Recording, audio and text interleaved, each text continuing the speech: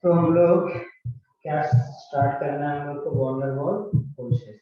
तो ये जो वॉन डेर वाल फोर्सेस थे ये कौन से फोर्सेस थे? वीक फोर्सेस की कैटेगरी में आते हैं। ये आपके कौन से थे? Inter molecular forces, correct? Yes sir. तो अभी ये आपके जो वॉन डेर वाल फोर्सेस हैं 3 टाइप्स के होते हैं। फर्स्ट लिखते हैं हम लोग dipole dipole. Sir van der Waals forces का डेफिनेशन? एप्लीकेशन नहीं है वॉन डेर वाल फोर्स की। नहीं सर, डेफिनेशन बोला मैंने। नया हेडिंग डालो वॉन डेर वाल फोर्सेस।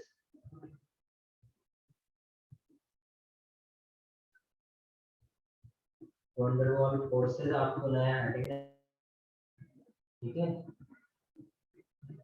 उसमें पहला सब हेडिंग डालो dipole dipole dipole dipole. Sir van der Waals forces का तो बताओ ना। क्या? Sir van der Waals forces क्या है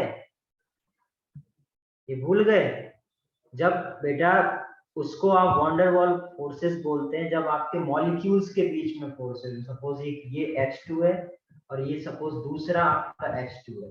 इन H2 मॉलिक्यूल्स के बीच में जो भी क्या आएगा, अट्रैक्शन या रिपल्शन, हाँ याद आ गया उसको आप क्या बोलते हैं? Van der Waals forces. उसी के टाइप्स हैं। तो इसमें और हम लोग देखेंगे कितने डिफरेंट टाइप्स ऑफ फोर्सेस हो सकते हैं। ओके, तो ये जो dipole dipole attractive forces heading डाल के लिखो। इसको बेटा हम लोग कीस्टोन भी बोलते हैं। Keystone forces. अब जरा देखो इसमें क्या होता है, किसके बीच में एग्जिस्ट करता है। आपको नेम से समझ में आ रहा होगा बेटा, ये एक डाइपोल है और ये क्या है? ये भी डाइपोल। तो डाइपोल डाइपोल और डाइपोल क्या होता है? जब आपका मॉलिक्यूल डाइपोल फॉर्म में जाए, जैसे सपोज HCl है, तो HCl बेटा डाइपोल बना सकता है क्योंकि ये ज्यादा इलेक्ट्रोनेगेटिव होता है। इसके ऊपर माइनस पार्शियली नेगेटिव चार्ज आएगा और इसके ऊपर क्या आएगा? पार्शियली पॉजिटिव चार्ज आएगा। इसके ऊपर पार्शियली नेगेटिव और इसके ऊपर पार्शियली पॉजिटिव चार्ज आएगा, तो ये क्या हो जाएगा? डाइपोल। वैसे यदि इसके सामने एक और ये HCl हो, मॉलिक्यूल हो, तो इसके ऊपर भी क्या आएगा? पार्शियली पॉजिटिव और पार्शियली नेगेटिव। तो वो सारे कम मॉलिक्यूल्स जो कि क्या बना रहे हैं बेटा? डाइपोल बना रहे हैं इस तरीके से। अब आप देख पा रहे होगे बेटा, इस मॉलिक्यूल और इस मॉलिक्यूल में क्या है? नेगेटिव चार्ज है, इधर पॉजिटिव। तो क्या इन नेगेटिव और पॉजिटिव के बीच में अट्रैक्शन हो सकता है? और ये जो अट्रैक्शन होता है इसी को आप क्या बोलते हैं? Dipole dipole attractive force.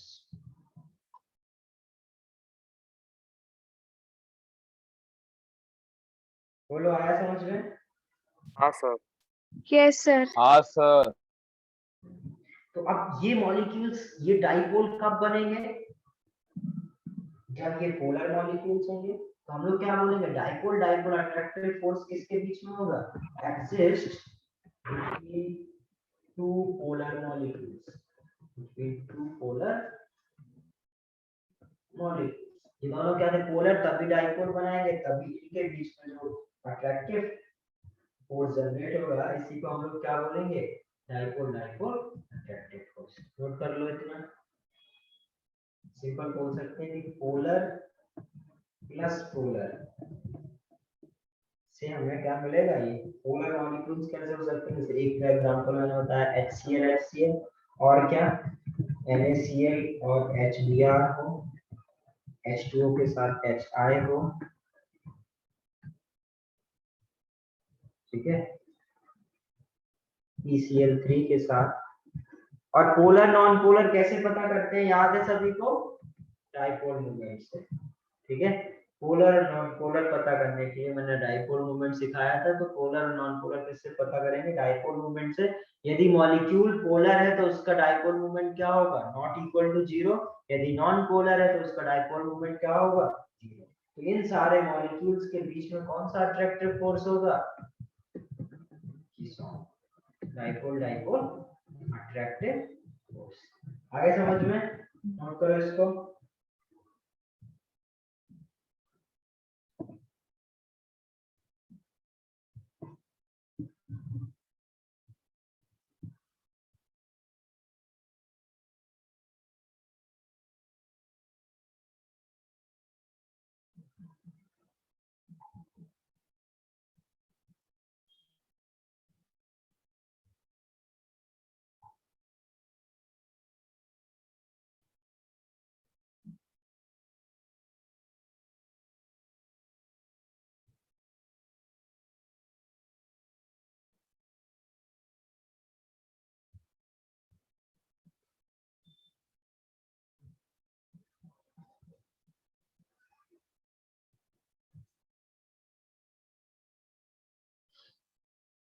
Sir बस इतने ही जो एलिमेंट मॉलिक्यूल्स है उसके अंदर ही एग्जिस्ट कर सकता है।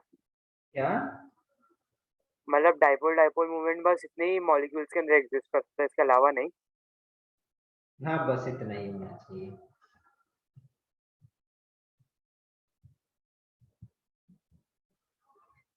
लिख लिया ये? सर आपका पेज नहीं दिख रहा है सर। हाँ, लिख गया ना अभी? Sir Yes, 1 minute sir. Okay, लिख लो।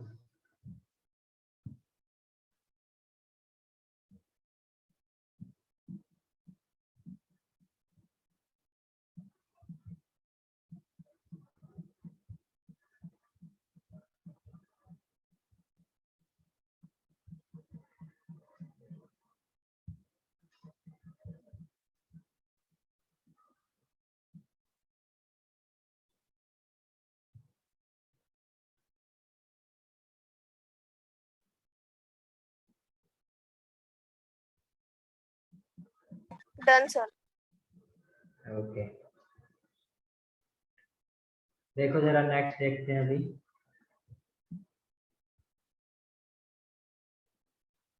यदि सपोज, चलो सेकंड टाइप देखते हैं, dipole dipole dipole induce dipole, dipole induce dipole forces, dipole induce forces, इसको बोलते हैं बेटा डी बाय। अब जरा देखो, ये जो आपके अट्रैक्टिव फोर्सेस हैं, ये एग्जिस्ट करते हैं बेटा between polar and non polar molecules. समझना ध्यान से। सपोज एक आपके पास बेटा HCl है और दूसरा सपोज Cl2 है, ठीक है? तो ये तो आपको पता है HCl क्या होता है बेटा, पोलर, और ये आपका पार्शियली पॉजिटिव और पार्शियली नेगेटिव के फॉर्म में रह जाएगा। Cl2 क्या होता है, नॉन पोलर, इलेक्ट्रोनेगेटिविटी डिफरेंस नहीं है, बॉन्ड मूवमेंट ही जीरो है, तो डाइपोल मूवमेंट भी जीरो, करेक्ट? तो ये आपका पोलर और नॉन पोलर Cl2 क्या, इसमें कोई भी डाइपोल नहीं बनेगा। बट ध्यान से समझो, सपोज बेटा Cl2 कुछ इस तरीके से है, इसके पास इलेक्ट्रॉन भी है और प्रोटॉन्स भी है, करेक्ट? तो ये नेगेटिव चार्ज देख के इस मॉलिक्यूल्स के जो इलेक्ट्रॉन्स होंगे वो थोड़े दूर भागेंगे, और जो प्रोटॉन्स होंगे वो क्या होंगे, इस तरफ आ जाते हैं। तो इधर पे क्या होगा, इधर सारे पॉजिटिव चार्ज इकट्ठे हो जाएंगे और इस तरफ नेगेटिव नेगेटिव चार्ज इकट्ठा हो जाएगा। तो ये पॉजिटिव और नेगेटिव के बीच में, और ये पॉजिटिव चार्ज किसकी वजह से इंड्यूस हुए, वो इसकी वजह से। ये कोई डाइपोल नहीं है, बट ये इंड्यूस डाइपोल है जस्ट बिकॉज ऑफ दिस। इस नेगेटिव चार्ज देखो, हमेशा स्टेबिलिटी कब मिलेगा, जब पॉजिटिव और नेगेटिव के बीच में अट्रैक्शन होगा। तो जस्ट इस नेगेटिव को देखकर ये इस तरफ क्या हो जाते हैं, पॉजिटिव इकट्ठा और इस तरफ नेगेटिव। तो इस तरीके से इसकी वजह से इस पर क्या हुआ, चार्जेस इंड्यूस हुए। तो ये तो हो गया आपका डाइपोल, और ये क्या हो गया, इंड्यूस डाइपोल। और इनके बीच में जो अट्रैक्टिव फोर्सेस हैं, ठीक है, इसको हम लोग क्या बोलेंगे, डाइपोल इंड्यूस डाइपोल फोर्सेस। आगे समझ में? हाँ सर।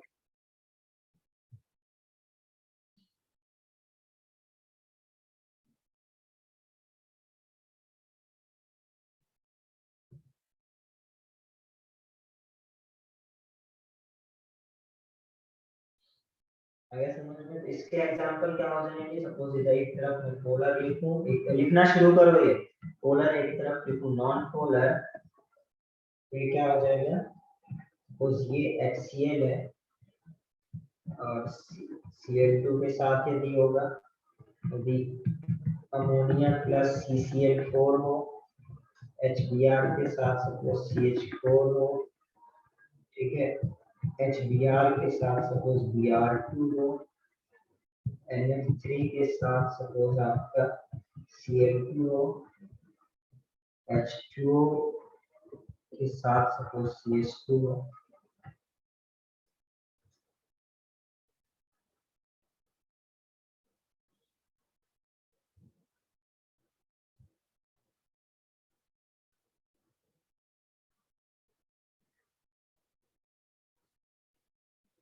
ये सारे इसके एग्जांपल्स हो जाएंगे। नोट किया? Sir 1 minute.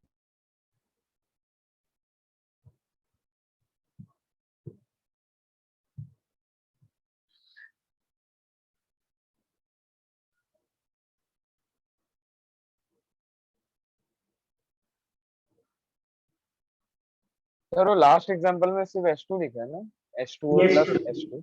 CH2। अच्छा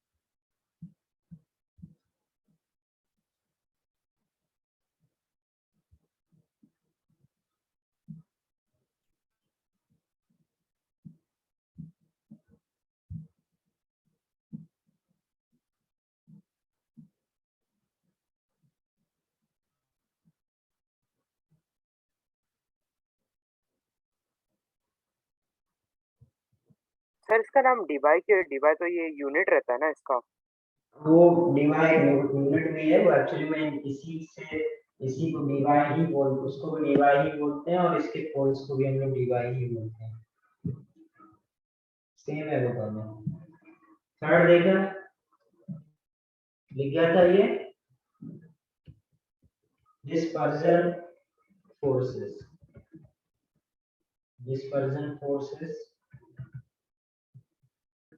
और इसी को बेटा हम लोग लंदन फोर्सेस भी बोलते हैं।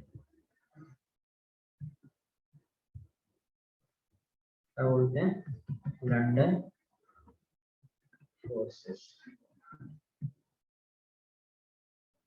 नेम है बेटा, ठीक है। इसको आप अब देखो, अभी तक आपने समझ लिया बेटा, पहला क्या था? पोलर पोलर, दूसरा क्या था? पोलर नॉन पोलर, तीसरा क्या होगा? Non polar non polar. Simple क्या बोल दो? Exist between two non polar molecules, exist between two non-polar molecules, ठीक है। अब नॉन पोलर मॉलिक्यूल्स कैसे हो सकते हैं? सपोज Cl2 ठीक है। अब देखो बेटा, क्या इधर पे कोई डाइपोल बनेगा? ना इधर पे कोई डाइपोल बनेगा, ना इधर पे डाइपोल बनेगा। बट ये बेटा एक दूसरे, सपोज इसका कैसा भी कुछ भी हो, इसका सपोज इस तरफ कुछ पॉजिटिव इकट्ठे हो गए हो, इस तरफ कुछ नेगेटिव इकट्ठे हो गए हो, तो इसको इस पॉजिटिव को देख के बेटा इधर भी सपोज इसके जो चार्जेस हैं वो इंड्यूस्ड हुए हो, तो इस इधर क्या हो जाएगा? नेगेटिव, और इधर क्या हो जाएगा? पॉजिटिव। तो ये जो पॉजिटिव पॉजिटिव दोनों क्या हो गए बेटा? ये इंड्यूस्ड है, ठीक है। जब इस तरीके से दोनों चार्जेस आपके इंड्यूस्ड होकर जो भी अट्रैक्शन है, या सिंपल बोलूं तो जो नॉन पोलर मॉलिक्यूल्स के बीच में जो भी क्या होगा आपका अट्रैक्शन होगा, उसको आप क्या बोल सकते हो? डिस्पर्जन फोर्सेस या फोर्सेस। आगे समझ में? Yes sir. सिंपल अपन बोल सर सकते हैं Cl2 वाला वापस समझाओ ना। Cl2 वाला ऐसे समझो बेटा, सपोज Cl है, ठीक है, इसके बीच में न्यूक्लियस है, ठीक है, बट इनके जो इलेक्ट्रॉन्स है इनमें थोड़ा बहुत वाइब्रेशन होगा और पॉजिटिव इस तरफ और नेगेटिव कुछ इस तरीके से शिफ्ट हो गया, ठीक है, तो अब इसको देखकर बेटा इसके नेगेटिव कुछ इस तरफ शिफ्ट हो जाएंगे, पॉजिटिव इस तरफ शिफ्ट हो जाएंगे, और ये जो पॉजिटिव नेगेटिव के जो अट्रैक्शन होंगे यही क्या होगा आपका डिस्पर्सन फोर्सेस या London forces. Yes sir sir समझ गया। ओरिजिनली जो स्टार्टिंग से है वो मतलब उसके वजह से कोई मैनमेड रीजन की वजह से ऐसा ये इंट्रोड्यूस हुआ ना वो। क्या क्या फिर से बोलो। सर जो फर्स्ट सीएल वाला जो है ना सीएल2 वाला वो किस रीजन की वजह से इंट्रोड्यूस हुआ है? बस वो ऐसे ही देखो रैंडमली ऐसा? देखो यदि ये बेटा तुम खाली बैठे हो, तुम्हारे बगल में भी एक आदमी खाली बैठा है, तुम क्या करना चाहोगे, थोड़ा बहुत बातचीत करना स्टार्ट करोगे। हाँ सर। वैसे बेटा एक आपस में जो मॉलिक्यूल्स हैं इनको पता है इसमें भी कोई कहीं से कोई अट्रैक्शन नहीं मिल रहा, तो ये अपने आप अपने चार्जेस क्या करेंगे इंड्यूस करने की कोशिश करेंगे, जिसकी वजह से ये शायद इनको थोड़ा बहुत एक्स्ट्रा स्टेबिलिटी मिल सके। आए समझ में, तो ये किसी के इन्फ्लुएंस से नहीं, ये दोनों अपने आप क्या होंगे बेटा, ये चार्जेस इन्फ्लुएंस, क्योंकि एक कंपाउंड के अंदर बहुत सारे मॉलिक्यूल्स होते हैं और बहुत सारे मॉलिक्यूल्स में कोई बेटा किसी तरीके से इंड्यूस हुआ होगा, कोई किसी तरीके से इंड्यूस हुआ होगा, तो वो जो इंड्यूस्ड होते हैं उसकी वजह से एक की वजह से फिर दूसरा उसी तरीके से इंड्यूस होगा, जिसकी वजह से वो क्या हो जाए उनको स्टेबिलिटी मिल सके। Yes sir. इधर सिंपल क्या बोल सकते हैं, non polar plus non polar, ठीक है, तो इधर क्या हो जाएंगे इसके एग्जांपल Cl2 Cl2 हो, Cl2 के साथ CCl4 हो, CO2 के साथ CO2। अब ये हमें बिल्कुल पता चलना चाहिए बेटा कौन नॉन पोलर है कौन नॉन पोलर नहीं है, ये नहीं पता कर पाए तो जो सीख रहे हो ये यूज ही नहीं कर पाओगे, उसके लिए डाइपोल मोमेंट जो सिखाया था वो यूज करेंगे। और ये जो इनर्ट गैसेस है बेटा, इनर्ट गैसेस तो वैसे ही नॉन पोलर होते हैं,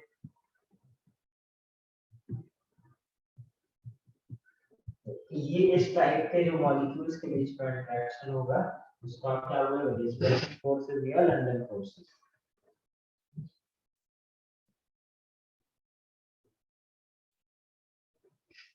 और एक इधर नोट डाल के लिख लेना इन 3 पॉइंट के बाद, तीनों के बाद, van der Waals force does not van der Waals force does not exist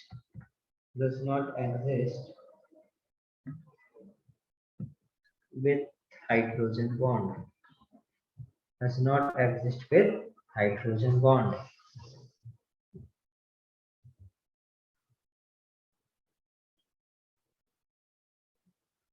sir CO2 के बाद में क्या लिखा आपने उसके नीचे? CO2 उसके नीचे C6H6 बेंजीन है बेटा, ये बेंजीन भी नॉन पोलर होता है, C6H6।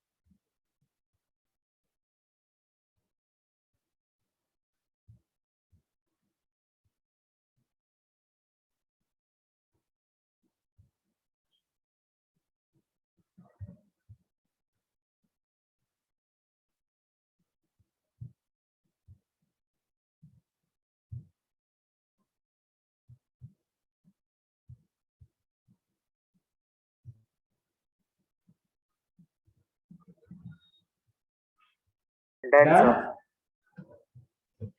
चलो इसके आगे देखो बेटा, दो एक क्वेश्चन करते हैं, ठीक है, इस क्वेश्चन के आंसर बताना। एक second please.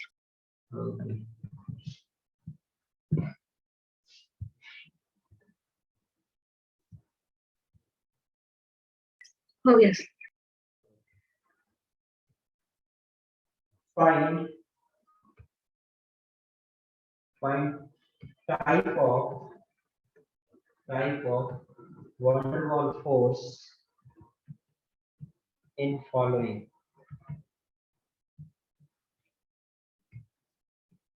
HF plus Cl2 NH3 plus CCl4 CH4 plus C6H6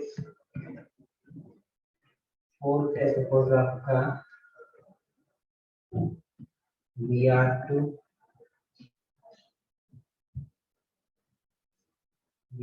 plus H2O, fifth है H2O और NH3, सिक्स है HCl और N3। इसमें बताना है आपको ये इन मॉलिक्यूल्स के बीच में बेटा किस टाइप का बॉन्ड होगा, किस टाइप का वैन डर वाल फोर्सेस होगा।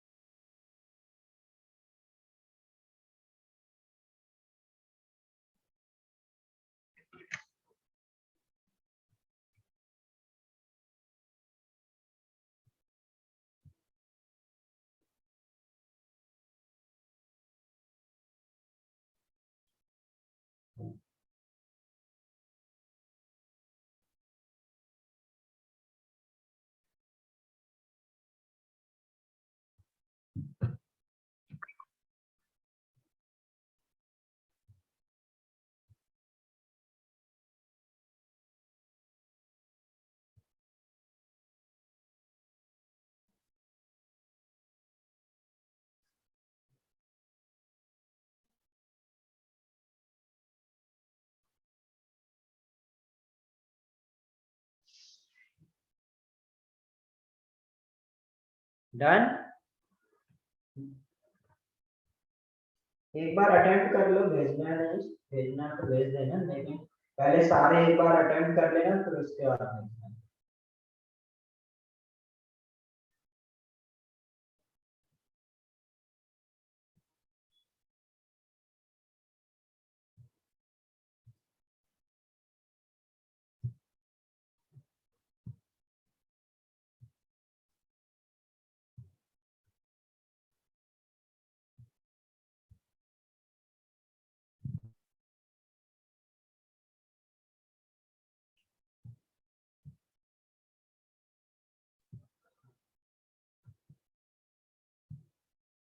बताओ अभी,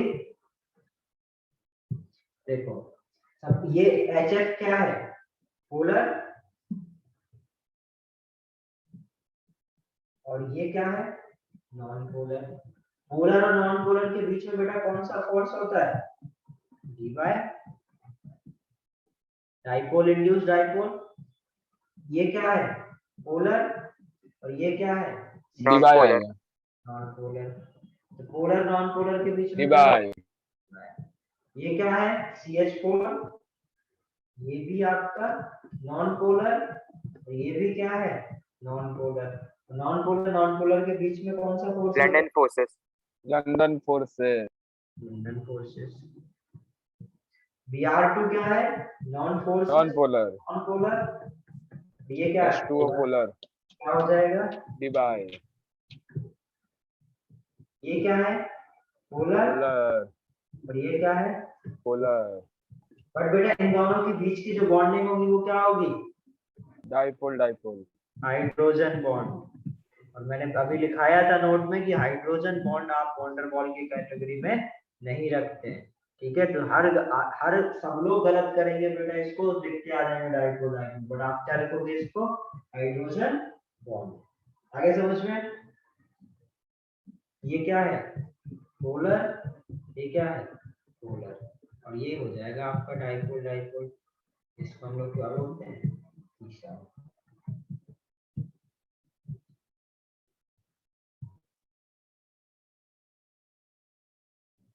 क्लियर है क्या, यस सर।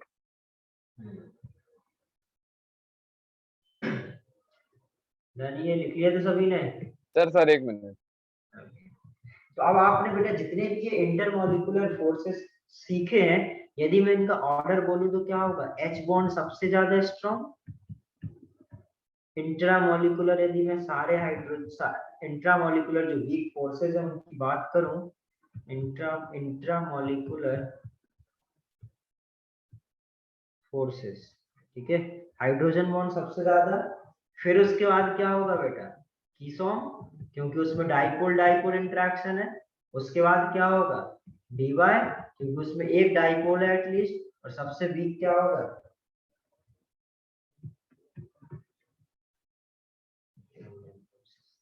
आगे समझ में? इसको भी नोट कर लो।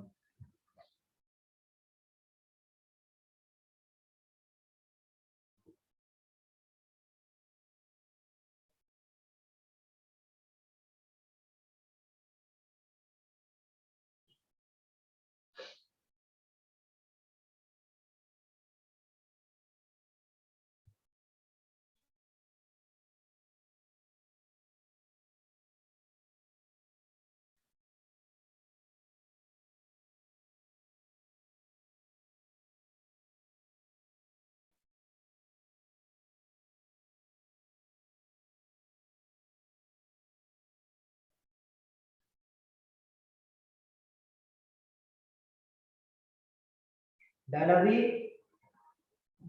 सर अब देखो जरा, अब सपोज आपको मैं बोलूं कि वॉन डेर वाल फोर्सेस किसकी डायरेक्टली प्रोपोर्शनल होते हैं? Van der Waals forces is directly proportional to molecular weight. मतलब जितना ज्यादा उसका मॉलिक्यूलर वेट होगा उतना ज्यादा उसमें क्या होगा बेटा? वॉन डेर वाल फोर्सेस होंगे। तो सिंपल हम लोग बोले, for halogen and inert gas, इन्हीं में बेटा सबसे ज्यादा वॉन डेर वाल फोर्सेस होता है। तो as molecular weight increases, van der Waal forces increases। ऐसे समझो बेटा, ये जो जितना बड़ा मॉलिक्यूल होगा उतने ही ज्यादा उसके बीच में क्या होगा? इंटरेक्शन होगा। और जितना ज्यादा बड़ा मॉलिक्यूल होगा उतना ज्यादा इंटरेक्शन होगा, तो उनके फोर्सेस भी क्या होंगे? बड़े होंगे। तो सिंपल क्या है? as molecular weight increases, van der Waal forces increases। And जो बॉइलिंग पॉइंट है, देखो ये है तो बेटा अट्रैक्टिव फोर्सेस ही, कुछ ना कुछ एक एक्स्ट्रा फोर्स ही जनरेट हो रहा है, तो इनके जो बॉइलिंग पॉइंट होंगे वो भी क्या हो जाते हैं? इंक्रीज हो जाते हैं। क्लियर है ये बात? सपोज आपसे पूछा जाए F2Cl2Br2 और I2, इसका बॉइलिंग पॉइंट का ऑर्डर क्या होगा? तो सिंपल बोलोगे इसमें वॉन डेर वाल फोर्स ज्यादा, तो इसका बॉइलिंग पॉइंट क्या है? ज्यादा। आगे समझ में?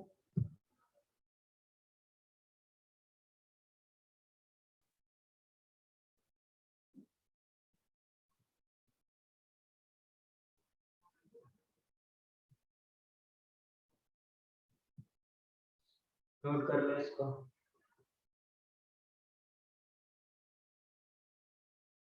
नेक्स्ट, ये आपके ये बॉन्ड, ये जो इंट्रामॉलिक्यूलर फोर्सेस थे, इंट्रामॉलिक्यूलर जो बॉन्ड थे वो कंप्लीट हो गए। ठीक है, चलो दो टाइप के और बचते हैं, उनको अलग कर लेते हैं। नेक्स्ट हेडिंग आ रही इसी में। यहाँ पर बीपी बॉइलिंग पॉइंट है ना? हाँ, बीपी बॉइलिंग पॉइंट होता है। नेक्स्ट हेडिंग डालो other weak forces. Other weak forces, van der Waals forces बेटा 3 टाइप्स के होते हैं। ये जो मैं अभी दो और पढ़ाऊंगा वो आपके अदर वीक फोर्सेस हैं। जैसे बेटा क्या हो सकता है अदर में? Ion dipole forces. Ion dipole forces, अभी जो आयन डाइपोल फोर्सेस है बेटा, नेम से क्या समझ में आ रहा है? किसके बीच में होगा? एक तो आयन के बीच में होगा और पोलर मॉलिक्यूल्स के बीच में। आयन प्लस पोलर मॉलिक्यूल के बीच में जो आपका अट्रैक्टिव फोर्स होंगे उसको आप किस कैटेगरी में रखोगे? Ion dipole forces. जैसे सपोज आपका Li2 प्लस है, Li2 Li+1, Li+1 को बेटा ये क्या है, आयन है, और इसको आप H2O पोलर मॉलिक्यूल H2O में नहीं डालो। तो आपको पता है बेटा, मैंने आपको सिखाया है सभी को कि जो Li को यदि Li+ का आकार कटाएं, इस पे यदि पानी में डालोगे तो इसके ऑक्सीजन के जो लोन पेयर है वो क्या करने लगते हैं, इसको स्टेबलाइज करने लगते हैं। इसी को हम लोग क्या बोलते हैं बेटा, हाइड्रेशन। याद है सभी को, हाइड्रेशन एनर्जी बताया था। तो इस तरीके से जब ये हाइड्रेशन होगा तो इनके बीच में कुछ क्या होगा, ये फोर्सेस ही तो जनरेट हो रहे हैं, और ये जो फोर्सेस जनरेट हो रहा है इसी को आप क्या बोलते हैं, आयन डाइपोल फोर्सेस। इसको इस तरीके से बोल सकते हो, सपोज H2O है ये, तो H2O के इसके ऊपर पार्शियली पॉजिटिव, इसके ऊपर पार्शियली नेगेटिव, और ये पार्शियली पॉजिटिव और पार्शियली नेगेटिव के बीच में जो बॉन्ड बनेगा इसको आप क्या बोल सकते हो, आयन। और ये क्या है एक्चुअली, डाइपोल, तो इसको क्या बोल सकते हो, आयन डाइपोल। क्लियर है ये बात? हाँ सर। जैसे आपका ये हो सकता है Na+ HCl के बीच में, क्योंकि Na+ HCl क्या होता है, पार्शियली पॉजिटिव पार्शियली नेगेटिव, तो नेगेटिव पॉजिटिव के बीच में इंटरेक्शन हो सकता है। OH- NaCl, ये क्या Na+, इनके बीच में इंटरेक्शन हो जाए तो ये OH- याद रखेंगे, F-। बेसिकली सिंपल बात है बेटा, वो सारे मॉलिक्यूल जो कि पोलर है, जो डाइपोल बना सकते हैं, उसी को आप क्या बोले, वो सारे आयंस के साथ आयन डाइपोल फोर्सेस जनरेट करेंगे। नोट करो इसको।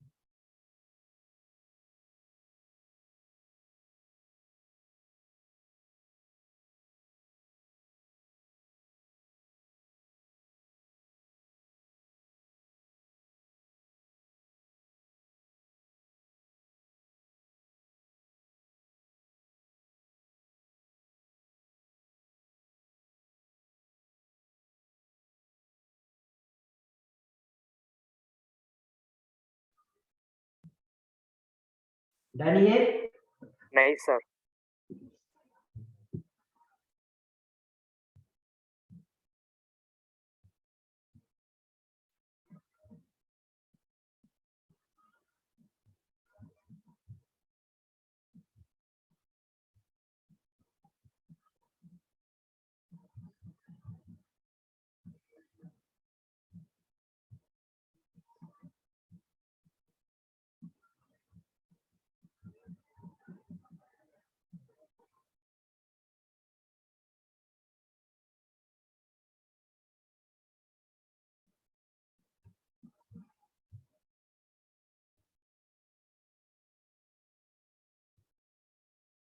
Done sir. ओके, इसको ये हो गया आपका आयन डाइपोल फोर्सेस। नेक्स्ट क्या हो जाएगा, नेक्स्ट आप गेस कर सकते हो क्या होगा, ion induced dipole, ion induced dipole forces. अब इसमें कौन सा होगा, इसमें होगा बेटा ion plus non polar, correct. Induced dipole कब बनेगा, नॉन पोलर मॉलिक्यूल होगा। तो इधर आयन सपोज H+ है और सामने बेटा Cl2 है, तो ये H पॉजिटिव क्या करेगा, इस Cl के इधर पे पार्शियली नेगेटिव और इधर पे पार्शियली पॉजिटिव चार्ज इंड्यूस कर देगा, और इनके बीच में जो इंटरेक्शन होगा वही क्या होगा, आपका आयन इंड्यूस है। ठीक है, तो इसके क्या एग्जांपल हो सकते हैं, आयन और इधर नॉन पोलर, और ये हो जाएगा आपका H+Cl2 Na+ CCl4 OH- C6H6 F- Br2।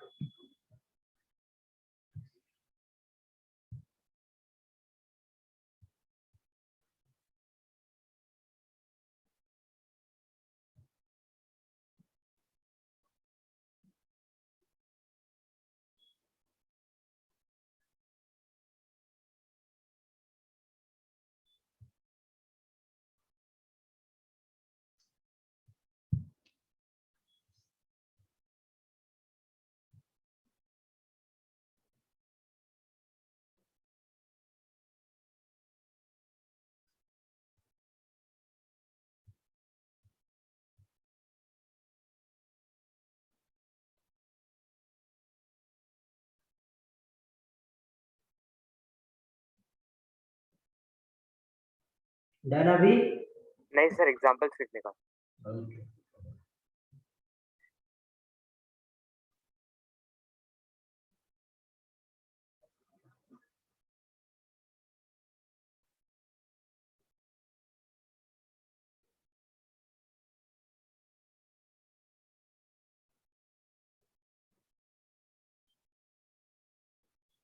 Sir एक बार लास्ट पेज बताओ।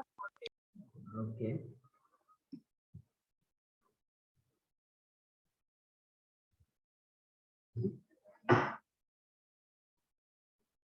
सर इसके एक पेज वाला आगे भी बता सकते हो क्या?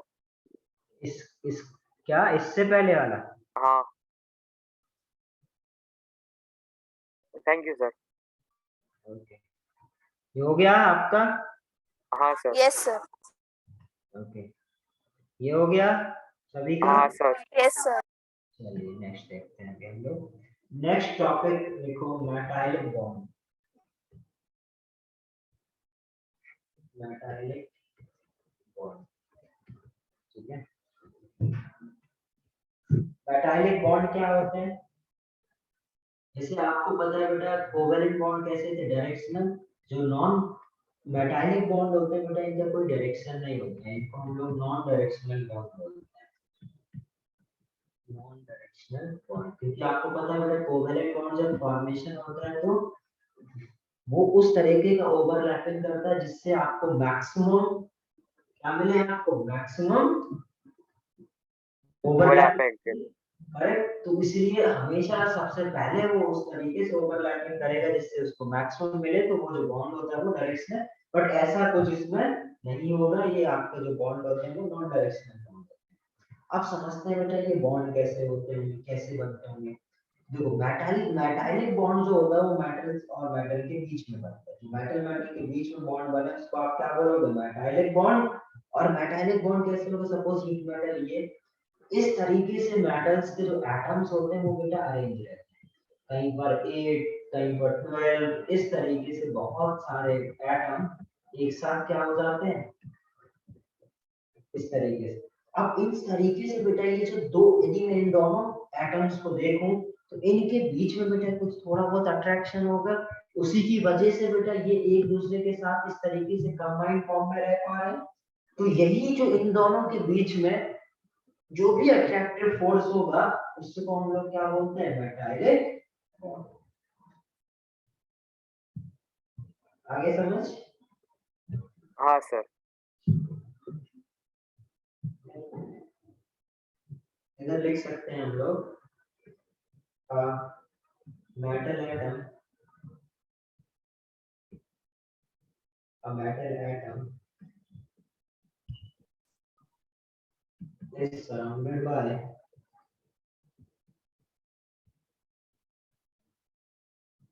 surrounded by 8 or 12 atoms। देखो, उसमें क्या हो रहा था बेटा, जो आपके कोवेलेंट बॉन्ड थे उसमें म्यूचुअल शेयरिंग हो रही थी। आयनिक बॉन्ड में क्या हो रहा था? आयंस बन गए थे, कंप्लीट ट्रांसफर ऑफ इलेक्ट्रॉन हो रहा था। ऐसा कुछ बेटा इसमें नहीं हो रहा है, ठीक है। यहाँ पे क्या है बेटा, ये एक दूसरे के साथ जिस कंबाइंड फॉर्म में ये रह रहे हैं उनके बीच में कुछ ना कुछ ऐसा फोर्सेस डेवलप हो जाते हैं। एक एक एक एक एटम का न्यूक्लियस दूसरे एटम के इलेक्ट्रॉन और एक एटम का इलेक्ट्रॉन दूसरे एटम के न्यूक्लियस के साथ इस तरीके से इंटरेक्शन करते हैं जिससे बॉन्ड का फॉर्मेशन होता है। उसी को आप क्या बोलते हैं? मेटल मेटल के बीच में जो बॉन्ड बनता है उसी को हम मेटालिक बॉन्ड बोल सकते हैं। सर एक बार वापस बोल सकते हो, नेटवर्क इशू हो गया था सर। वापस मैंने बेटा सिर्फ ये बोला कि ये जो मेटालिक बॉन्ड होता है वो मेटल मेटल के बीच में जो बॉन्ड का फॉर्मेशन होता है उसको हम लोग क्या बोलते हैं? Metallic bond. जब आपके बेटा एटम के अंदर जो इलेक्ट्रॉन्स हैं वो दूसरे एटम के न्यूक्लियस के साथ इंटरेक्ट करें और एक एटम के जो जो क्या है इलेक्ट्रॉन्स वो दूसरे एटम के न्यूक्लियस के साथ इंटरेक्ट करके पॉजिटिव नेगेटिव ये अट्रैक्टिव फोर्स डेवलप करते हैं। उन्हीं अट्रैक्टिव फोर्स की वजह से ये एटम एक से ज्यादा कंबाइंड फॉर्म में रह पाते हैं। इसी जो कंबाइंड फॉर्म में रहते हैं उनके बीच में जो इंटरेक्शन होता है उसी को आप क्या बोलोगे? Metallic bond. क्योंकि आपको पता है बेटा बॉन्ड क्या होता है, फोर्स ही है जो उनके बीच का इंटरेक्शन है वही है, तो उसी को आप क्या बोलोगे, direct bond.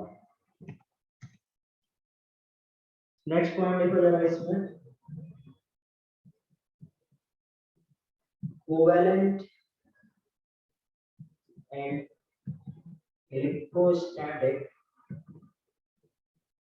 covalent and electrostatic forces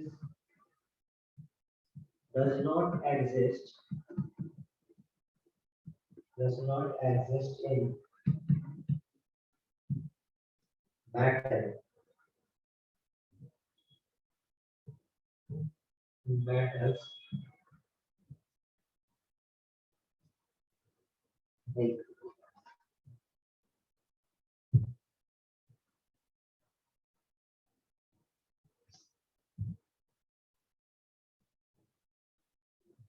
covalent and electrostatic forces does not exist in metals.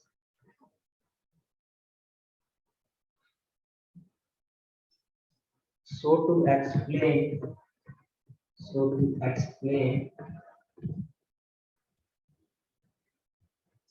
explain bonding in metals,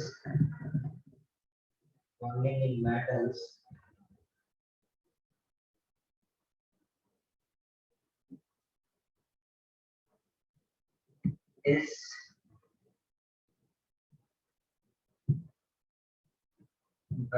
explain bonding in metals by using models। अगर क्या है बेटा, इसको इसकी बॉन्डिंग को एक्सप्लेन करने के लिए बेटा दो मॉडल्स हैं, ठीक है। उन मॉडल से हम लोग क्या करते हैं, इसकी बॉन्डिंग को डिस्कस करते हैं, ठीक है। तो इनके जो बॉन्डिंग के जो मॉडल्स हैं वो हम लोग नहीं पढ़ते हैं, ठीक है। सिर्फ हमें ये पता होना चाहिए कि इनकी इसमें कोई भी कोवेलेंट और इलेक्ट्रोस्टैटिक के जैसा तो नहीं होता है, तो इनकी जो बॉन्डिंग है उसको समझने के लिए हम लोग कुछ मॉडल्स यूज करते हैं, उस मॉडल के अकॉर्डिंग करते हैं। पर जो मैंने अभी आपको स्टार्टिंग में समझाया उनके पीछे का जो फंडे होते हैं वो यही होते हैं, बट बोलने के तरीके डिफरेंट होते हैं, तो वो सब हमारे बहुत ज्यादा इम्पोर्टेंट नहीं है, ठीक है। तो मॉडल्स ये आपको पता होना चाहिए कि इसको एक्सप्लेन करने के लिए बेटा दो मॉडल होते हैं, ठीक है।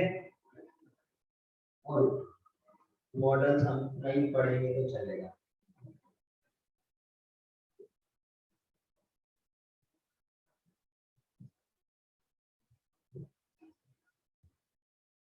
इतना नोट कर लो।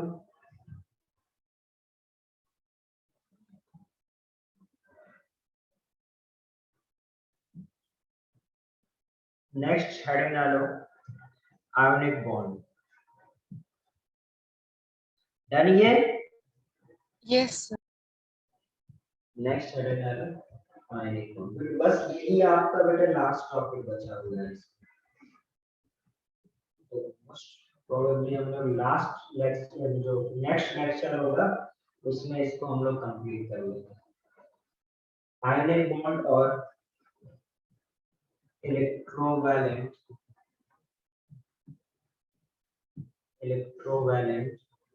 बॉन्ड, आयोनिक बॉन्ड और इलेक्ट्रोवैलेंट बॉन्ड। देखो जरा आयोनिक बॉन्ड क्या होता है, ये तो सभी को पता है बेटा। जब आपका क्या वो दो स्पीशीज जो कंप्लीट ट्रांसफर ऑफ इलेक्ट्रॉन से जो भी बॉन्ड फॉर्मेशन करते हैं उसको हम लोग क्या बोलते हैं, आयोनिक बॉन्ड। सपोज बेटा एक एग्जांपल की तरह ले लें, Na है और इधर Cl है। Na का इलेक्ट्रॉनिक कॉन्फ़िगरेशन आप सबको पता है 281 होता है, जबकि ये 287 होता है। इसको अपना ऑक्टेट कंप्लीट करने के लिए एक इलेक्ट्रॉन क्या करना होता है, लूज करना होता है, और सामने बेटा क्या होता है, इधर स्पिन चाहिए होता है। तो ये क्या कर लेगा, यदि ये बेटा अपना एक इलेक्ट्रॉन लूज करेगा तो ये क्या बनाएगा, Na+, और ये अपना एक इलेक्ट्रॉन गेन करेगा तो ये क्या बनाएगा, ये क्या बनाएगा, Cl-। और ये जो पॉजिटिव नेगेटिव के बीच में जो अट्रैक्टिव फोर्स होते हैं इसी को हम लोग क्या बोलते हैं, आयोनिक बॉन्ड। क्लियर है?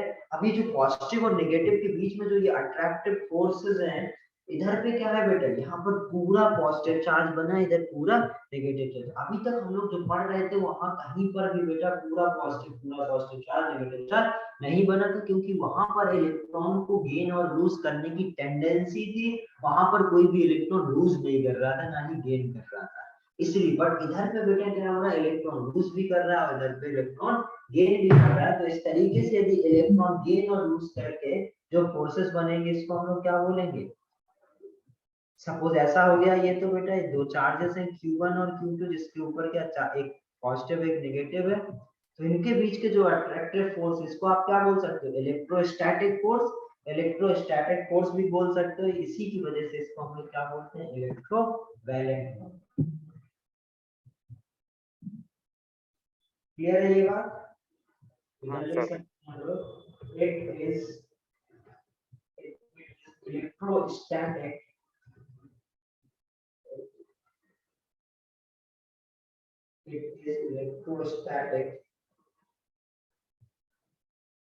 force of attraction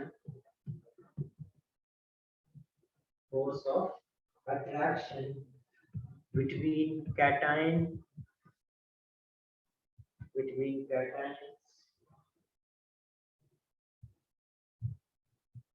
and anion, between cations and anion।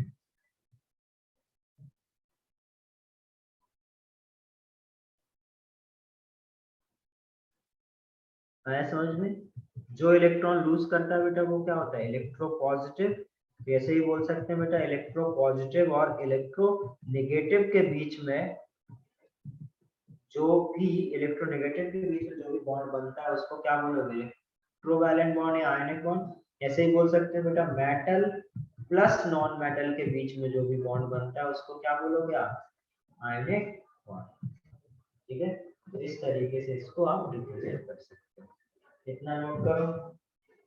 और इसको भी एक और इम्पोर्टेंट पॉइंट, ये भी क्या होता है बेटा, non directional. It is non directional.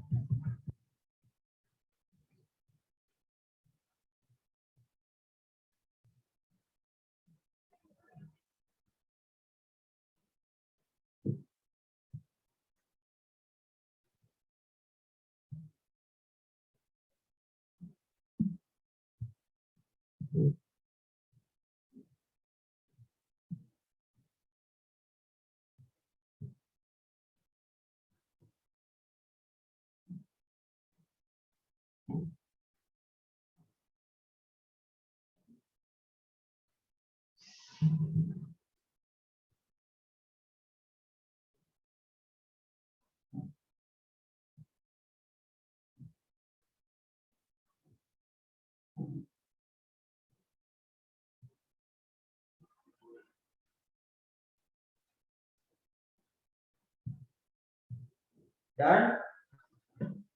Yes sir. अब देखते हैं हम लोग next steps involved। Next heading डालो, steps involved in the formation of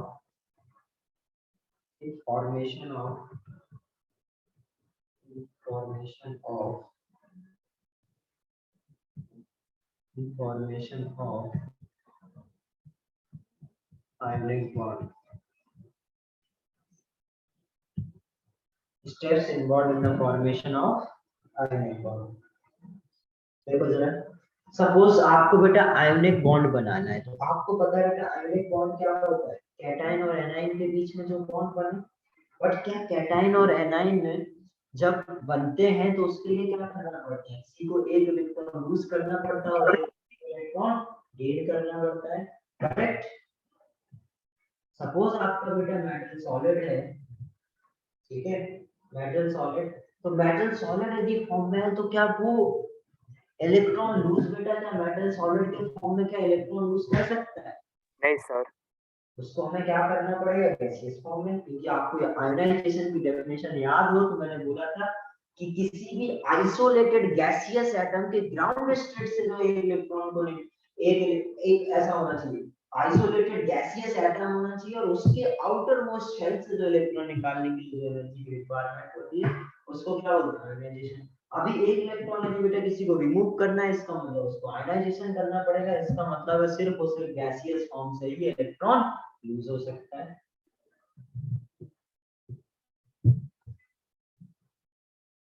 इधर यदि आपका क्या एम सॉलिड है, ठीक है, इसमें यदि हम सब्लिमेशन एनर्जी दें तो ये क्या बन जाएगा? M gas, correct. फिर मेटल गैसियस फॉर्म में यदि मैं आयनाइजेशन, फर्स्ट आयनाइजेशन एनर्जी दूं तो क्या बन जाएगा? मेटल एक इलेक्ट्रॉन निकलेगा बेटा, करेक्ट। यदि मैं आयनाइजेशन एनर्जी दूं तो क्या होगा? एक इलेक्ट्रॉन रिमूव हो जाएगा। उसके बाद अब अपने पास मेटल गैसियस प्लस तो आ गया, करेक्ट। अब हम लोग, ये हो गया आपका सपोज स्टेप 1, ये हो गया स्टेप 2। अब नेक्स्ट स्टेप क्या होगा? 3, जो भी क्या होगा? अब आपको एक नॉन मेटल चाहिए, सपोज x2 में ले लो। हमें क्या चाहिए बेटा? एक x माइनस चाहिए। तो x2 x माइनस कब बनाएगा? जब x बने। इधर मैं हाफ मोल ऑफ x2 को मैं एनर्जी दूं, क्या दूं? Bond dissociation energy.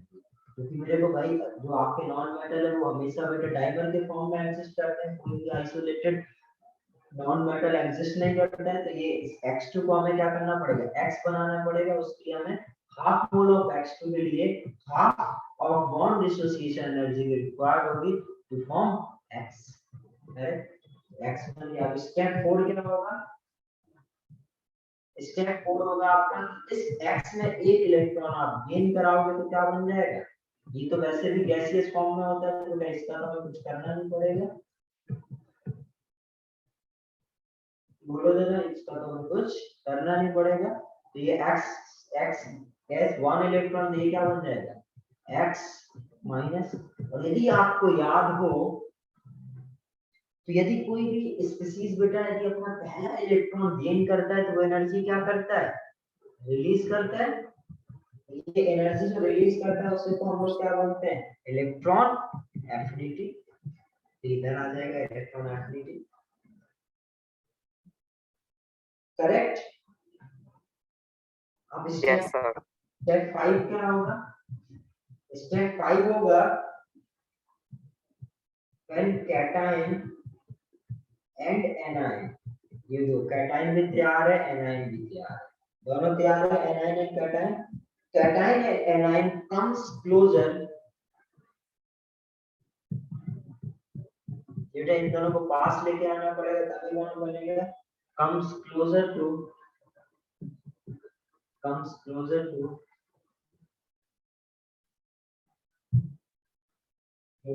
each other,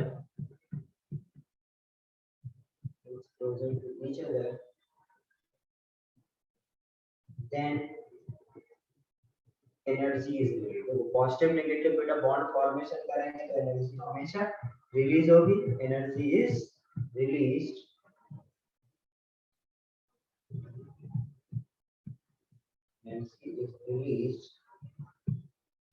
due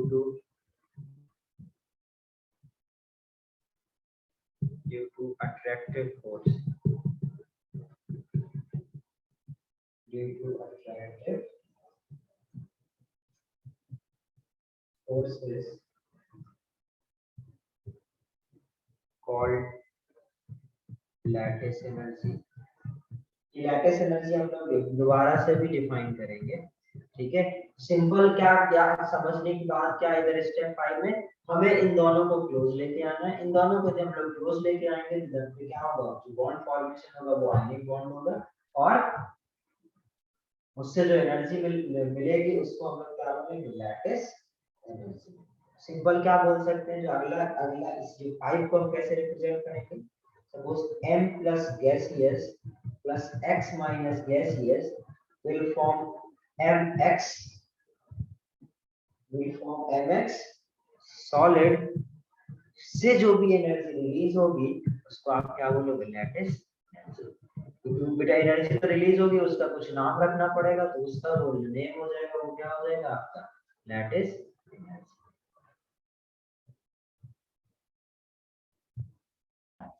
note करो इसको, ये सारे। तो इस तरीके से देखो हमने समझ लिया बेटा स्टेप्स, कौन कौन से स्टेप्स होंगे, तब जाके आपका बेटा आयनिक कंपाउंड का फॉर्मेशन होगा। इस तरीके से ये आपका आयनिक बॉन्ड का फॉर्मेशन होगा।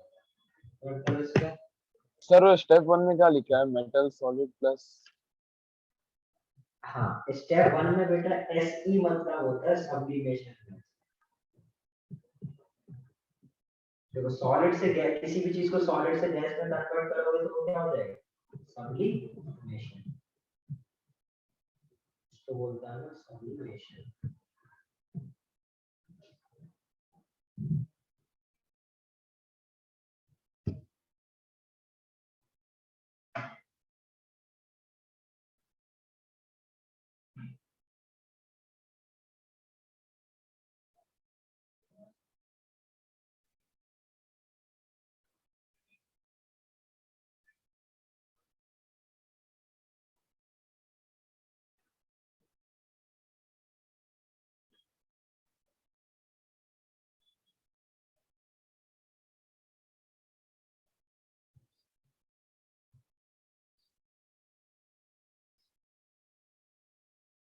सर स्टेप 3 थोड़ा सा आपस से एक्सप्लेन करो ना।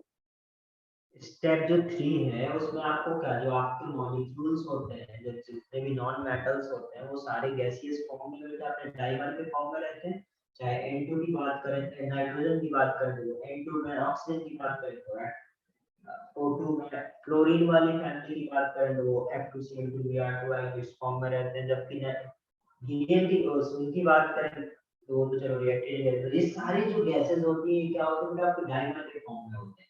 पर आपको पता है बेटा यदि किसी को इलेक्ट्रॉन गेन करना है तो वो भी क्या होना चाहिए, आइसोलेटेड गैसियस एटम होना चाहिए। तो उसके लिए हमें पहले क्या करना पड़ेगा, गैस का बॉन्ड डिसोसिएट करा के उसको एक्स में कन्वर्ट करना पड़ेगा। एक्स में एक गैसियस एटम में ही इलेक्ट्रॉन क्या कर पाएगा, वो गेन करेगा। फिर इसलिए हम लोग क्या करते हैं, H2 को के बॉन्ड को उसका एक्स बनाने के लिए हम लोग बॉन्ड डिसोसिएशन एनर्जी यूज करके उसके बॉन्ड को ब्रेक करते हैं। Yes sir.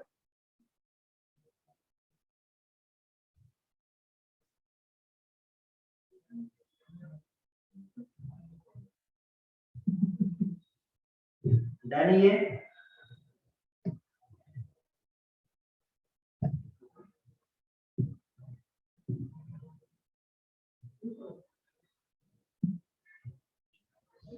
अब जरा देखते हैं। अच्छा अच्छा ये बताओ, यदि बेटा आयनिक बॉन्ड फॉर्म हो रहा है तो क्या हम लोग बेटा फॉर्मेशन के लिए कुछ खर्च करेंगे या अपने आप हो रहे होंगे आयनिक बॉन्ड? सर सर क्या बोला सब्लिमेशन आपने? एनर्जी देना पड़ेगा ना।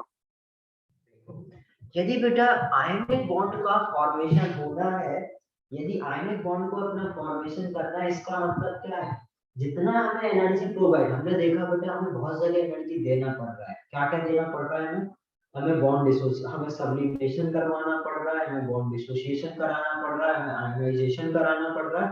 इसका मतलब हमें इन 3 जगह एनर्जी सिस्टम को देनी पड़ रही है, ठीक है। जबकि एक मिनट,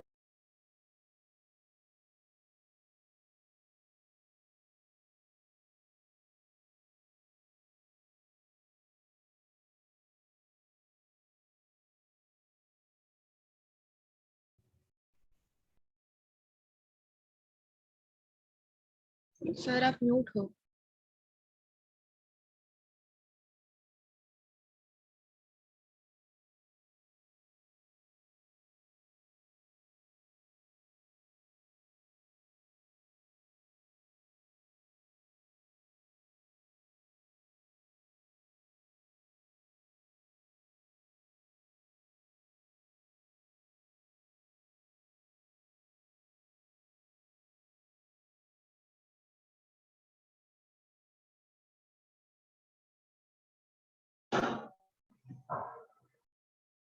हाँ मैं अभी म्यूट पे ही था, ठीक है।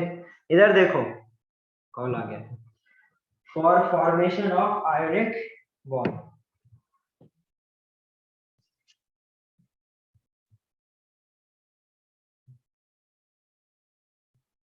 अब तुम्हें क्या समझा रहा था जब यदि कभी आयनिक बॉन्ड के लिए आपको बेटा 3 एनर्जी देनी पड़ रही, कौन कौन सी आपको बॉन्ड डिसोसिएशन एनर्जी, सब्लिमेशन और आयनाइजेशन। और बेटा रिलीज कितना हो रहा है, लैटिस एनर्जी से रिलीज हो रहा है, जो आपको पता है कि दोनों को जब कैटायन और एनायन को क्लोज लेके आए तो उससे एनर्जी रिलीज हुई, तो वो लैटिस एनर्जी से रिलीज हो रहा है। और इलेक्ट्रॉन एफिनिटी भी क्या होगी, रिलीज होगी। तो यदि बेटा फॉर्मेशन ऑफ आयनिक बॉन्ड होना है, हम लोग तो भाई कभी यदि कहीं पर बेटा आयनिक बॉन्ड बन रहे होंगे तो क्या हम लोग एनर्जी प्रोवाइड कर रहे होंगे, अभी नहीं। करेक्ट। अभी यदि आयनिक, और यदि सपोज हमें भी हमारा खर्चा ज्यादा है तो हम क्यों करेंगे आयनिक बॉन्ड, ऐसा क्या है आयनिक बॉन्ड। करेक्ट। तो होता क्या है बेटा कि यदि आयनिक बॉन्ड का फॉर्मेशन होना है तो जो लैटिस एनर्जी है और एक्टिव और जो आपका क्या इलेक्ट्रॉन एफिनिटी है, ठीक है, ये वाली जो एनर्जी है ये क्या है, रिलीज एनर्जी है। और आपका जो सब्लिमेशन एनर्जी है, आयनाइजेशन एनर्जी है और बॉन्ड डिसोसिएशन जो एनर्जी है, ठीक है, उसका जो, ठीक है, इन दोनों ये दोनों क्या होना, ये यदि इस बॉन्ड का फॉर्मेशन होना है तो बेटा ये रिलीज एनर्जी है वो ज्यादा होना चाहिए, किससे, हमें जो एनर्जी एब्सॉर्ब हो रही है, क्योंकि हम अपने से फालतू में एनर्जी पैसा खर्च नहीं करने वाले हैं। ओके। तो सिंपल क्या होना चाहिए बेटा, जो आपका रिलीज एनर्जी है वो ज्यादा होनी चाहिए किससे, एब्सॉर्ब एनर्जी से, तभी बेटा आपके क्या होंगे, आयनिक बॉन्ड का फॉर्मेशन होगा। अदरवाइज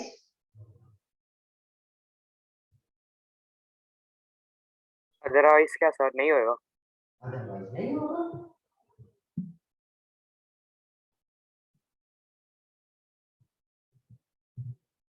नोट करो इसको।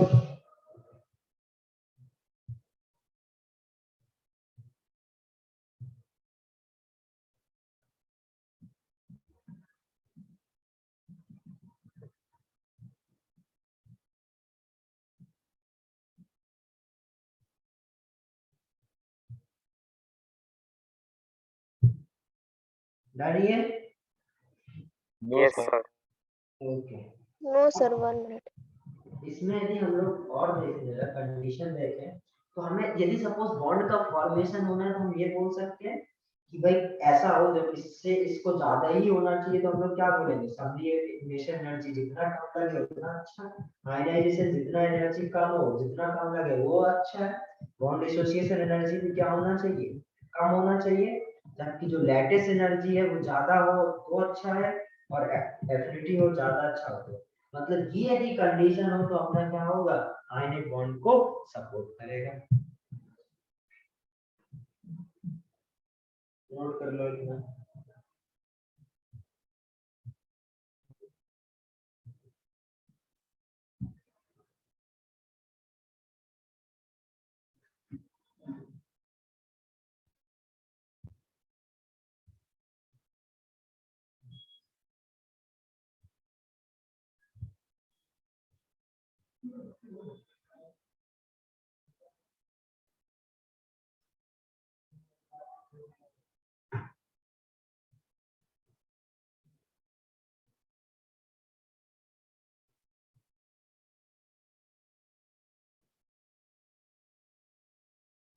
डन। Yes sir. आ गया ना समझ में सभी को, किसी को प्रॉब्लम हो तो पूछो। नेक्स्ट देखो जरा लैटिस एनर्जी। अभी हम लोग तो लैटिस एनर्जी का मतलब समझा था क्या होता है लैटिस एनर्जी, अभी हम लोग इसको डिफाइन कर रहे हैं। लैटिस एनर्जी, उधर मैंने क्या बोला था, जब पॉजिटिव और नेगेटिव को, कैटायन और एनायन को जब आप क्लोज लेके आओगे तो उनके बीच में कुछ इंटरेक्शन होंगे, उनकी वजह से जो एनर्जी रिलीज होगी उसको क्या बोलोगे आप, लैटिस एनर्जी। इसी को आप को मैं थोड़ा और अच्छे से डिफाइन करूंगा, इसको क्या बोलूंगा, it is the amount of energy released amount of energy released when one mole of ionic crystal, 1 mole of ionic crystal is formed is formed is formed from its from its gaseous constituents.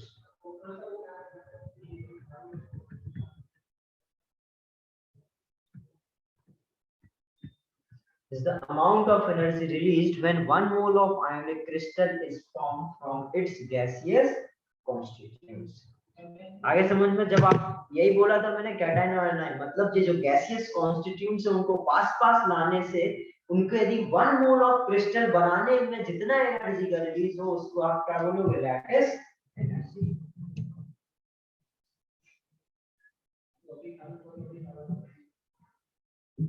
समझ गए? Yes sir. अब ये जो lattice energy actually में क्या है बेटा, cation और सपोज पॉजिटिव चार्ज और नेगेटिव चार्ज, करेक्ट, इन दोनों के बीच के इंटरेक्शन की एनर्जी है। अच्छा ये बताओ, यदि दो चार्जेस Q1 और Q2 होते हैं तो इनके बीच में पोटेंशियल एनर्जी कितनी होती है,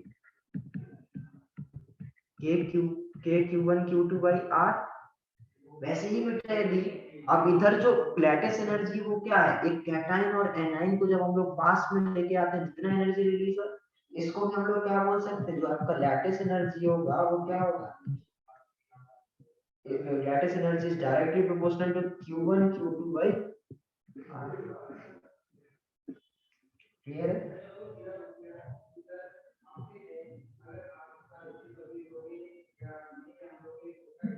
सर आपकी आवाज नहीं आ रही।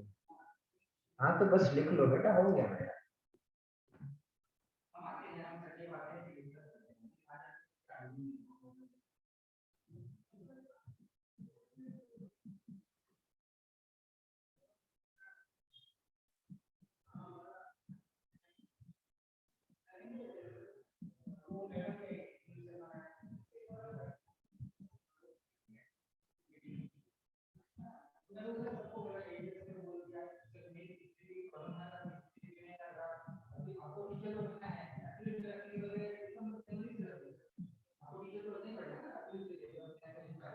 क्लियर है ये? सर तो फिर lattice energy directly proportional to potential energy है ना? पोटेंशियल एनर्जी और लैटिस एनर्जी सेम ही है ना? सेम ही है। हाँ मतलब सेम ही तो है। इधर भी क्या है, दो चार्जेस के बीच में जो एनर्जी रिलीज होती है वो पोटेंशियल एनर्जी है। इधर पे बेटे कहने का तरीका अलग है कि एक सॉलिड को बनाने के लिए जितना एनर्जी रिलीज हो सॉलिड बनने में, ठीक है, वो हो जाएगा। Okay sir. ओके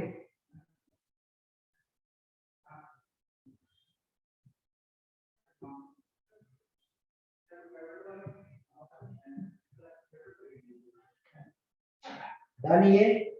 अब देखते हैं जरा हम लोग, सपोज आपसे पूछा जाए बेटा LiCl, NaCl, KCl, RbCl,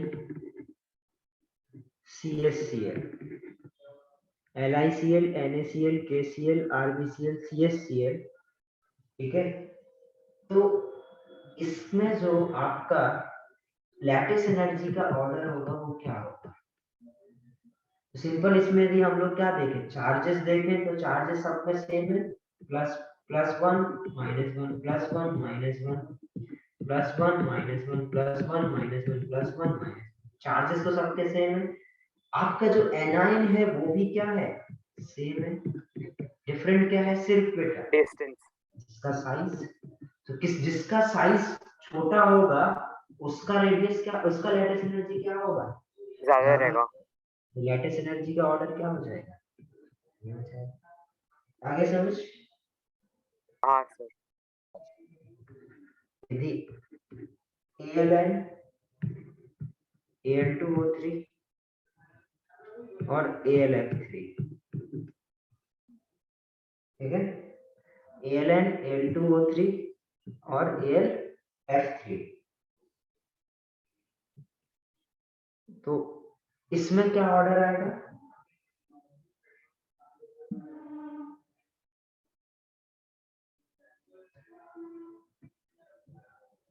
इसके लैटिस एनर्जी का क्या ऑर्डर आएगा,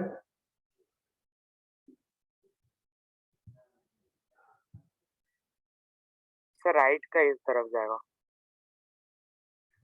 फिर से आप इधर कैसे देखो, अब देखो ये जो एलिमेंट्स एल तो सब में सेम है, समझना बड़े ध्यान से, एल सब में सेम है बेटा सर F3 क्या,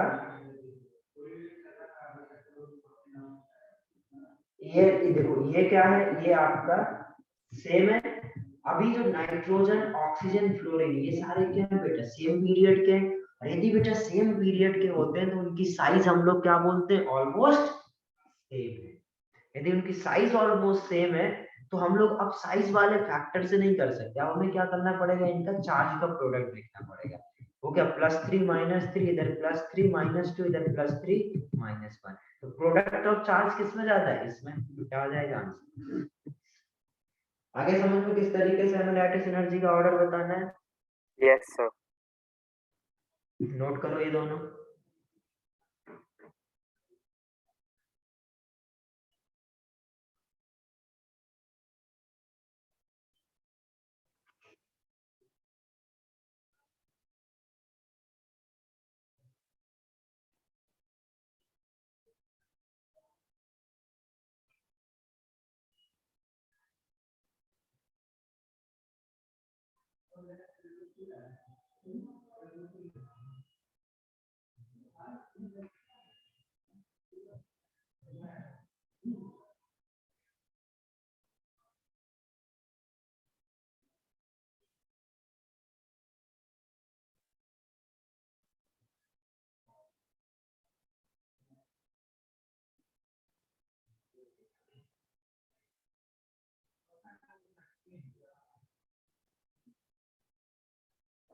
डन।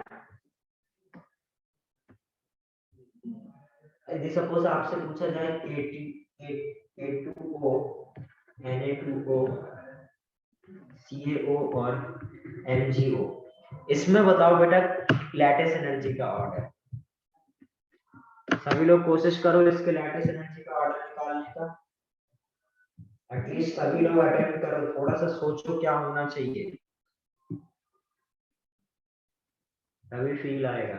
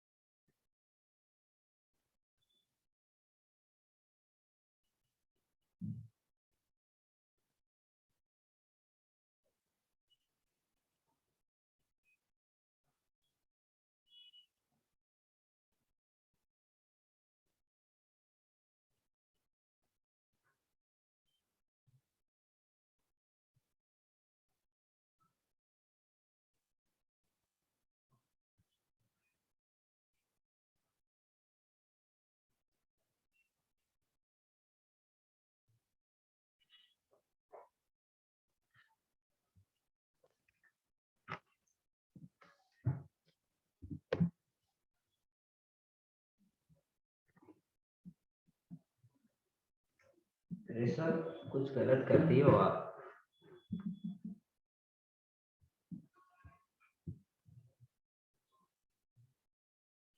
देखो जरा समझो, मैं बता रहा हूँ अभी, ठीक है।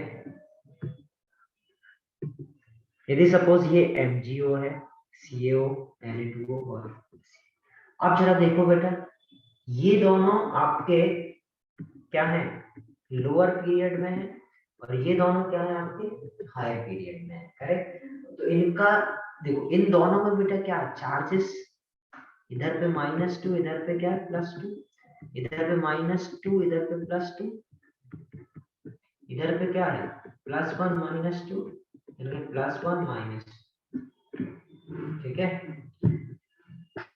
तो MgO CaO Na2O और K2O, तो अब इसमें बेटा देखो चार्जेस तो इसके ज्यादा है फिर इसके, करेक्ट, बट इन दोनों में चार्जेस किसके ज्यादा है, मतलब इन दोनों में चार्जेस तो सेम है। अब इन दोनों को कैसे सिलेक्ट करेंगे, तो जिसका साइज छोटा वो क्या होगा, उसका लैटिस एनर्जी ज्यादा। इन दोनों में तो इसका ज्यादा, इन दोनों में क्या होगा, इधर पे बेटा चार्जेस क्या है सेम है तो अब इसमें से जो छोटा होगा वो ज्यादा, तो इन दोनों में इसका ज्यादा।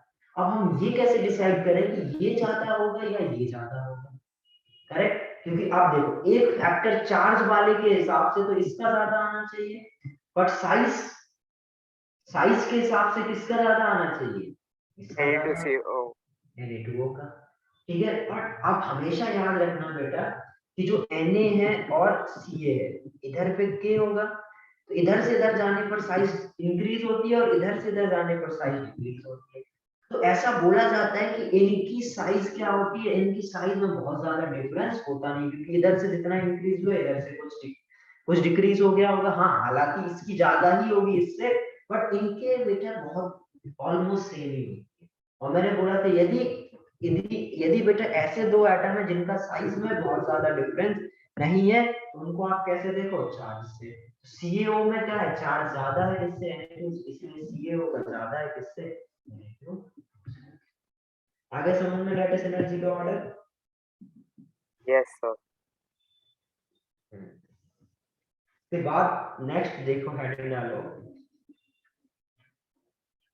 से नोट नहीं किया।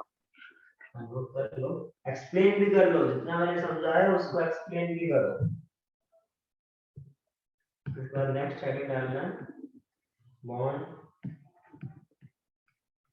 Bond Haber's process.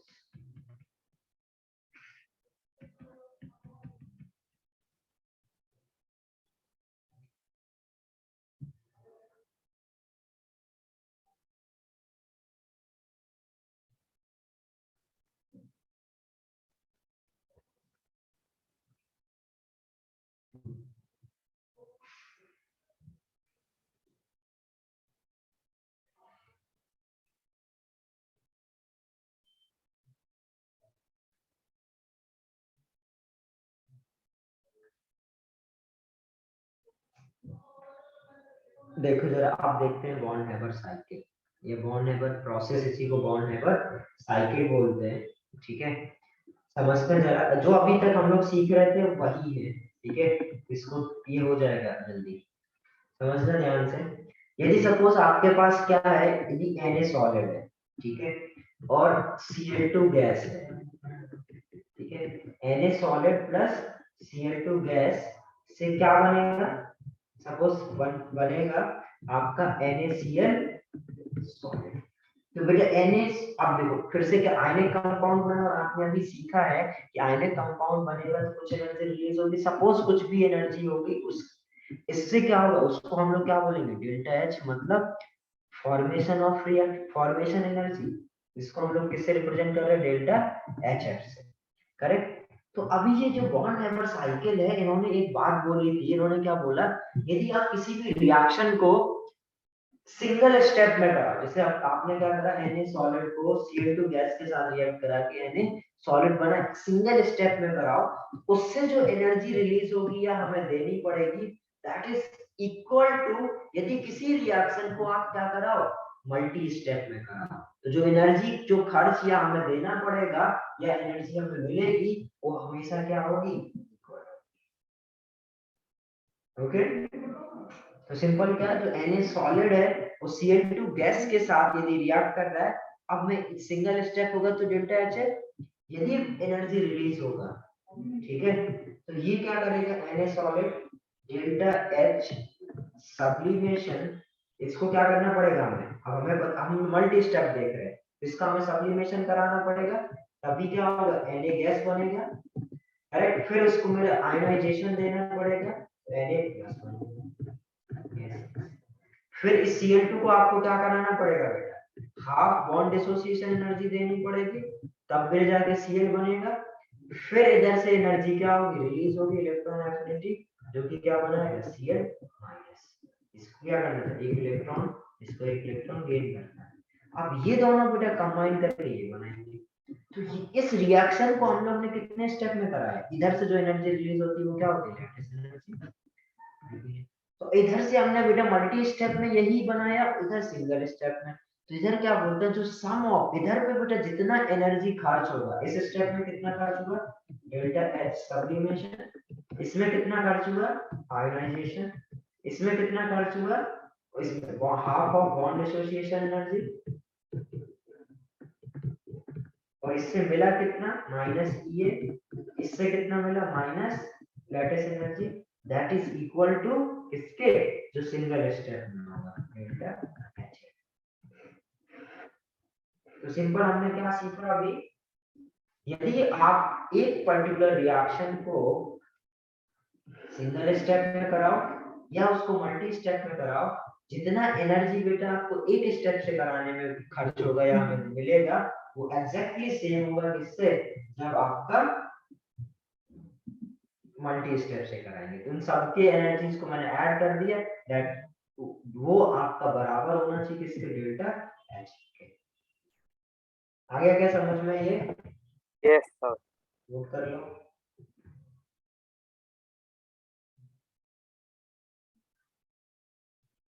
सर अभी हम लोग का फिजिक्स का लेक्चर है। अभी 15 मिनट्स बाद है, इसको नोट तो करो, ये नोट करो, लीव करो, ठीक है। ये बस ये लास्ट है, इसको नोट करके आप लोग लीव कर सकते हैं। 15 मिनट्स बाद है, बस इसको नोट करके आप लोग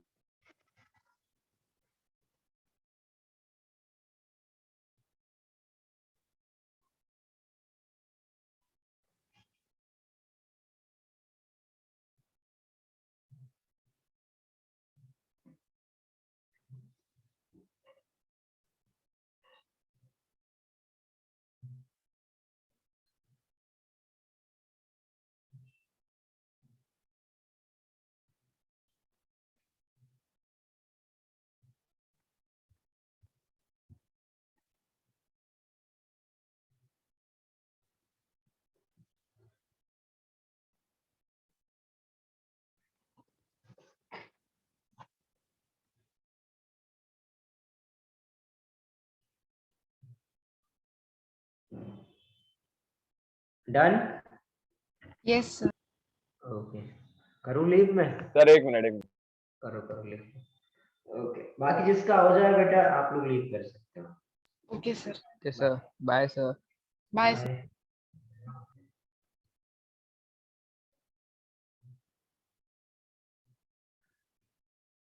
सर हो गया, चलिए bye, thank you. Thank you sir. Thank you.